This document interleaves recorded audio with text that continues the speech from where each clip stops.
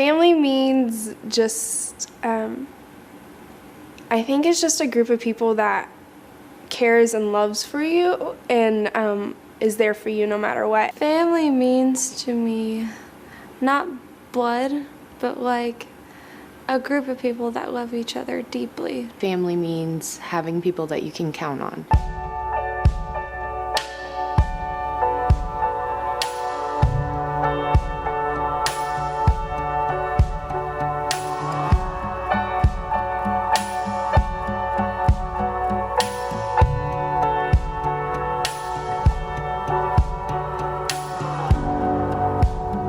Family means connection and commitment.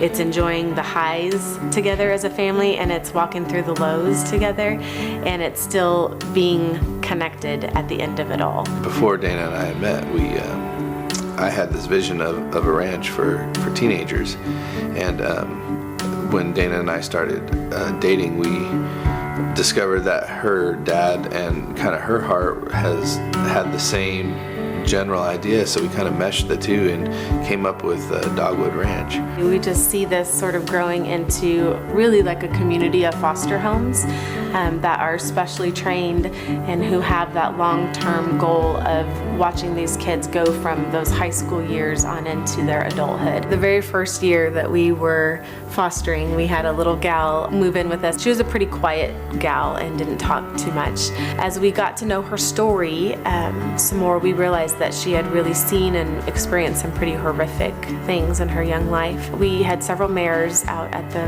ranch that were giving birth that spring, and she connected with a beautiful filly out there that we named Bella. And Bella was born with a vitamin E deficiency, and so she required around-the-clock care. And it was beautiful to watch this little gal go out there. She was the first to stay up all night. She wanted to be there as often as she could. She would help feed this little filly and just came very connected to this horse. And we ended up losing Bella a few weeks in. But this little gal, at the time that Bella had died, just opened up. It was the strangest thing, and I wouldn't have expected that kind of a tragedy would be the thing that unlocked her heart, but it did. And she began to really just open and share and talk about some of her past that she had not been willing to revisit.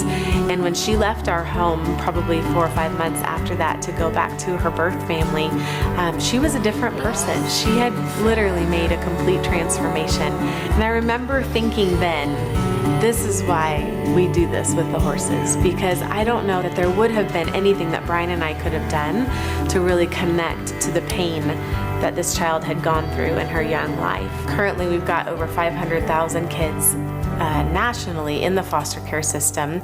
In the state of Missouri, we've got just hovering around 10,000. In our region specifically, we have the highest rate of abuse and neglect in the state of Missouri. These are social issues. These are our community problems that we are trying to attack from the inside out. We know we can make a difference. We know God's called us to make a difference and to really abolish those statistics, because He has greatness in store for these kids that have not known that they're great. And it sounds so simple that you can sort of attack a really big society issue with the stability of love and family, but you can. There's power in extending the walls of your home to these kids. And when they respond and grab a hold of it and realize that they do have greatness inside of them, there's just no greater joy than to watch that transformation happen. God puts the lonely in families. Yes, He does. And that's what it's about.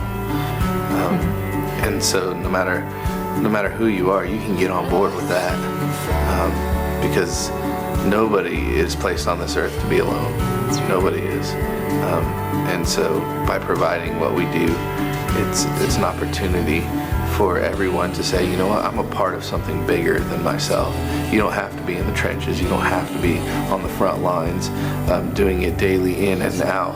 But to enable us to do that, it makes the world of difference, because without support behind us, we could never do what we do.